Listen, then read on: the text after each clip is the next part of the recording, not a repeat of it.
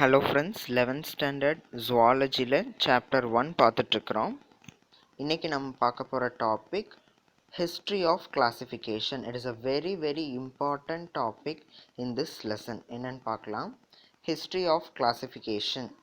Early classification of organisms were based on only two criteria, beneficial or harmful animals. அதாவது ரொம்ப காலத்துக்கு முன்னாடி அனிமல்ஸை வந்து எப்படி கிளாஸிஃபை பண்ணியிருக்கிறாங்கன்னா ஆர்கானிசம்ஸை ரெண்டு க்ரைட்டீரியா வச்சு தான் கிளாஸிஃபை பண்ணியிருக்கிறாங்க.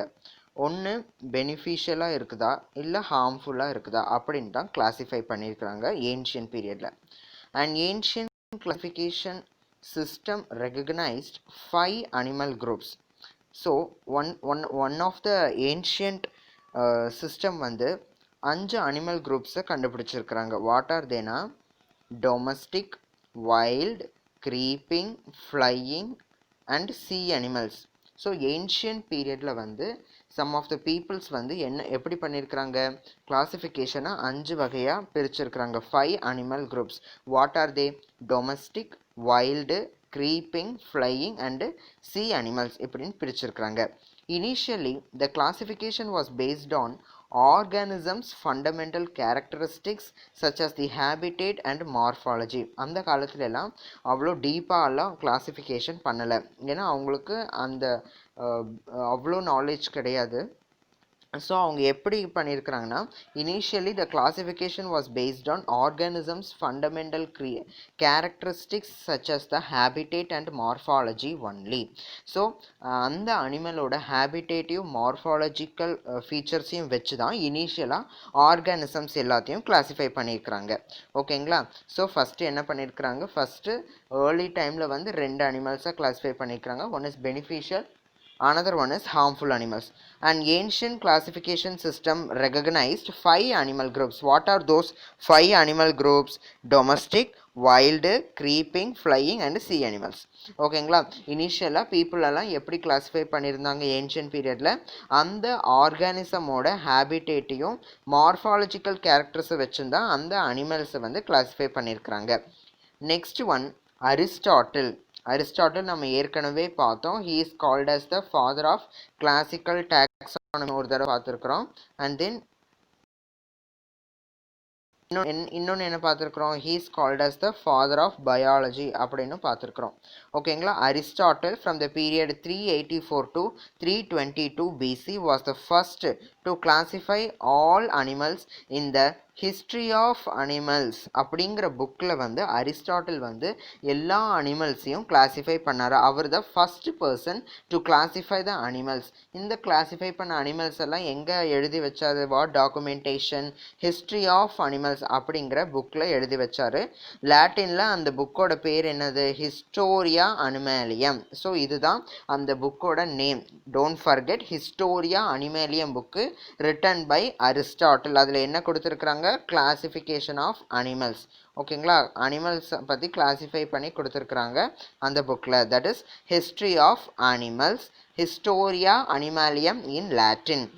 He attempted a basic classification of all living organisms into plants and animals. First அவர் பேசிக்காக பிளான்ஸையும் அனிமல்ஸையும் கிளாஸிஃபை பண்ணாங்க அப்படின்னு சொல்கிறாங்க. Animals were classified based on locomotion. Animals எல்லாம் ஃபஸ்ட்டு எப்படி கிளாஸிஃபை பண்ணாராமா? Based on locomotion. What is லோகோமோஷன்னா? Based on the movement of the animals. அந்த அனிமல் எப்படி நடக்குது, அது நடக்குதா, ஓடுதா, பறக்குதா, தாவுதா. ஸோ இந்த மாதிரி பேசிஸ் பண்ணி தான் அனிமல்ஸை வந்து கிளாஸிஃபை பண்ணியிருந்தார். So animals were classified based on locomotion. So what are தோஸ்னா? வாக்கிங்னா எப்போவுமே டெரஸ்ட்ரியல் லேண்டில் வாக்கிங் பண்ணுற அனிமல்ஸ், ஃப்ளையிங் ஏரியலில் ஃப்ளையிங் பண்ணுற அனிமல்ஸ் அண்ட் ஸ்விம்மிங் கடல்லையே ஸ்விம்மிங் பண்ணுற அனிமல்ஸ். ஸோ இந்த பேசிஸில் வந்து அனிமல்ஸை வந்து கிளாஸிஃபை பண்ணியிருந்தாங்க. Based on the presence or absence of red blood, he classified the animals into 2 as N-aima with blood and those without blood as An-aima. So first என்னவா பண்ணுறாரு? First based on the locomotion 3 வகையாக பிரிக்கிறாரு. One is walking, flying, swimming இப்படின்னு 3 வகையாக பிரிச்சுட்டாரு. அடுத்து அந்த ஆர்கானிசமில் வந்து red blood இருக்குதா இல்லையா அந்த பேசிஸில் வந்து ரெட் பிளட் இருக்கிற ரெட் பிளட் ப்ரெசன்ஸாக இருக்கிற அனிமல்ஸ்க்கு என் ஐமான்னு பேர் வச்சார். ரெட் பிளட் ஆப்சன்ஸாக இருக்கிற அனிமல்ஸ்க்கு ஆன் ஐமா அப்படின்னு பேர் வச்சார். புரிஞ்சுதுங்களா? ஸோ அனிமல்ஸ் வந்து ஃபஸ்ட்டு எப்படி பேஸ்ட் ஆன் த லோகோமோஷனில் கிளாஸிஃபை பண்ணுறாங்க, walking, flying and swimming. So இப்படி classify பண்ணிட்டு next based on the presence or absence of red blood he classified animals into two as N-AIMA with blood and those without blood as An-AIMA அப்படின்னு classify பண்றாங்க. ஓகேங்களா? This is about Aristotle's classification. அடுத்த Aristotle கிளாசிஃபிகேஷனில் என்னெல்லாம் limitations வந்தது அப்படிங்கிறத பார்க்க போகிறோம். என்னெல்லாம் செட்பேக்ஸ் வந்தது அதை பார்க்க. Classification had limitations and many organisms were not fitting into his classifications. அரிஸ்டாட்டிலோட கிளாசிஃபிகேஷனில் வந்து நிறைய drawbacks இருந்ததாமா. And also some of the organisms were not fitting into his classifications. அவரோட கிளாசிஃபிகேஷனில் some particular organism வந்து கரெக்டாக போய் ஃபிட் ஆகலை. ஏன் அப்படிங்கிறது பார்க்கலாம். எந்தெந்த அனிமல்ஸாக இருக்கும் அப்படின்னு பார்க்கலாம். For example, the tadpoles of frogs are born in water and have gills. But when they metamorphosed into adult frogs, they have lungs and can live in both water and on land.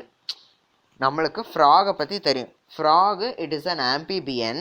So அதோட tadpole stage அந்த larva லே பண்ணி develop ஆகிற வரைக்கும் அது it will be in the water. Develop ஆன உடனே அது டேட்போல்லேருந்து next frock stage வந்த உடனே it will come to the land.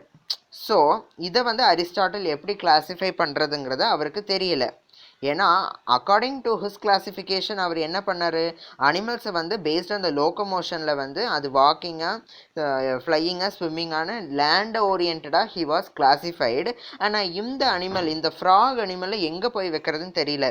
ஏன்னா அது ஃபஸ்ட்டு ஸ்டேஜ் வரைக்கும் அது தண்ணியில் இருக்கும். அது டெவலப் ஆன உடனே லேண்டுக்கு வந்துடும். ஸோ இதை எந்த பிளேஸில் போய் வைக்கிறது அப்படிங்கிறது கன்ஃபியூஷன் ஆயிடுச்சு அவருக்கு. So, how to classify frogs and where to place them? Next one, Aristotle classified organisms based on locomotion. Locomotionல நம்ம அவர் பிரிச்சிருந்தாரு. Hence, birds, bats and flying insects were grouped together just by observing one single characteristic feature, the flying ability. So, our according to locomotion பிரிச்சதுனால flying, இப்போ flying எடுத்துக்கிட்டோம்னா பேர்ட்ஸும் பறக்குது, பேட்ஸும் பறக்குது, flying இன்செக்ட்ஸும் பறக்குது. So பேர்ட்ஸும் ஒரே குரூப்பில் இருக்குது, மேமல்ஸான பேட்ஸும் ஒரே குரூப்பில் இருக்குது, ஃப்ளையிங் இன்செக்ட்ஸும் பறக்கிறதுனால இது எல்லாமே ஒரே குரூப்பில், அதுவும் அந்த ஒரே ஒரு கேரக்டர் எல்லாமே ஃப்ளை ஆகும். அதனால இது எல்லாத்தையும் ஒரே குரூப்பில் வச்சுட்டாரு. So it is also a drawback.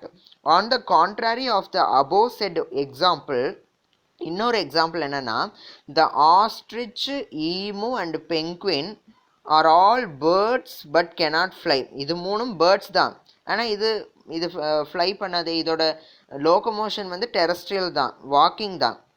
So இதுவும் ஒரு drawback because of the classification of Aristotle. So contrary to the above said example, the ostrich, emu and penguin are all birds but cannot fly. So இதனால பறக்க முடியாது. So Aristotle would not have classified them as birds.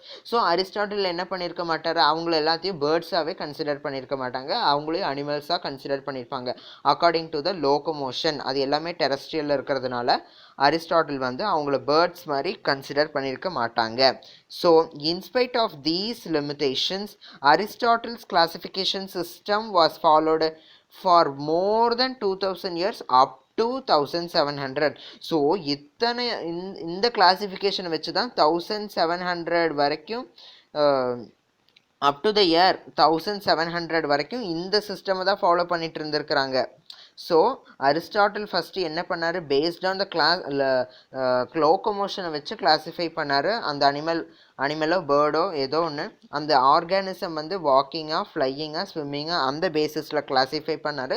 And based on the presence or absence of red blood இருக்குதா இல்லையா அப்படிங்கிறது மாதிரி classify பண்ணார். Suppose that animal contains பிளட்னா enaima, suppose that animal does not contains பிளட்னா anaima அப்படின்னு classify பண்ணார். And then அப்புறம் தான் அவங்க அந்த கிளாஸிஃபிகேஷனில் கொஞ்சம் மிஸ்டேக்ஸ் இருக்குது, கொஞ்சம் லிமிட்டேஷன்ஸ் இருக்குதுங்கிறத பார்த்தோம். ஃபார் எக்ஸாம்பிள் என்ன எக்ஸாம்பிள் பார்த்தோம்? ஃப்ராக் பார்த்தோம். till the tadpole stage it will be in the water, and then when it is metamorphosed it will come to the land. So என்ன பிரச்சனை ஆயிடுச்சு? இந்த அனிமலை வந்து லேண்டில் வைக்கிறதா வாட்டரில் வைக்கிறதா அப்படிங்கிற கன்ஃபியூஷன் அரிஸ்டாட்டிலுக்கு வந்தது. So he don't know where to place them. Also Aristotle classified organisms based on locomotion. So locomotion வச்சு கிளாஸிஃபை பண்ணதுனால பேர்ட்ஸும் பறக்குது, பேட்ஸும் பறக்குது, இன்செக்ட்ஸும் பறக்குது. ஸோ இதை மூணுமே ஒரே குரூப்பில் போட்டார். It is flying. அந்த கேட்டகரியில் பேர்ட்ஸு பேட்ஸு எல்லாத்தையுமே போட்டாங்க. ஃப்ளை பண்ணுற எல்லா திங்ஸையும் he was classified into the flying animals. And then இன்னொரு ட்ராபேக் என்னது? ஆஸ்ட்ரிச், ஈமு, பென்குவின் இது மூணுமே பேர்ட்ஸ் தான், ஆனால் பறக்க முடியாது. ஸோ அவர் அதை பேர்ட்ஸாகவே கன்சிடர் பண்ணாமல் maybe he considered it as animals because அதோட லொக்கோமோஷன் வந்து டெரஸ்ட்ரியலாக இருக்கிறதுனால அது அப்படி கிளாஸிஃபை பண்ணிக்கிறாரு. So these are the limitations. ஓகேங்களா? லிமிட்டேஷன்ஸ் கேட்டாங்கன்னா இதெல்லாம் எழுதுங்க. ஃப்ராகை பற்றி அண்ட் தென் பேர்ட்ஸ் பேட்ஸ் இது எல்லாமே ஒரே லோக்கோமோஷனில் போட்டிருக்கிறாரு. And then ostrich, emu, penguin இதெல்லாம் பேர்ட்ஸ் தான், இருந்தாலும் அவர் வந்து டெரஸ்ட்ரியலில் கிளாஸிஃபை பண்ணியிருக்கிறாரு. So these are the limitations of Aristotle's classification system. So இந்த சிஸ்டமை தான் 1700 அந்த இயர் வரைக்கும் ஃபாலோ பண்ணிட்டு வந்தாங்களாமா. மோர் தென் 2000 இயர்ஸ் அரிஸ்டாட்டிலோட கிளாஸிஃபிகேஷன் தான் ஃபாலோ பண்ணிட்டு வந்தாங்க. So this is about Aristotle's classification. ஓகேங்களா? ஓகே, நெக்ஸ்ட் டாபிக் வந்து தியோஃப்ரேஸ்டஸ். அவரோட கிளாஸிஃபிகேஷன் எப்படி பண்ணியிருக்கிறாங்கன்னு பார்க்கலாம். நெக்ஸ்ட் இந்த டாப்பிக்கை வந்து நம்ம நெக்ஸ்ட் வீடியோவில் பார்க்கலாம். So today up to Aristotle's classification நீங்கள் நல்லா தரவு பண்ணிக்கோங்க. ஏதாவது டவுட் இருந்தால் கீழே கேளுங்க.